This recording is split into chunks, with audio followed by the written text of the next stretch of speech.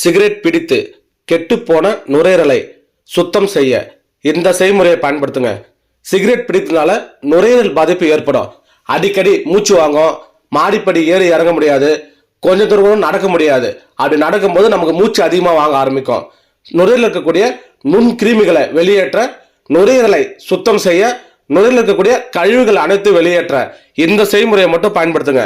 செய்முறையை சொல்றேன், கரெக்டாக கவனிங்க. அதிமதுரம் ஒரு துண்டு எடுத்துக்கங்க. 1.5 டம்ளர் தண்ணி ஊற்றி அதிமதுர துண்டு ஒரு துண்டு போட்டு நல்லா கொதிக்க வைங்க. அது 1 டம்ளர் ஆனதுக்கப்புறம் அதை வடிகட்டி அது கூட இஞ்சி சாறு 1 ஸ்பூன் போட்டுக்குங்க, லெமன் சாறு 1 ஸ்பூன் போட்டுக்குங்க, 1 ஸ்பூன் தேன், 3 ஒன்றா கலந்து நைட்டு சாப்பாடு சாப்பிட்டு 1 மணி நேரம் கழிச்சு குடிச்சிடுங்க.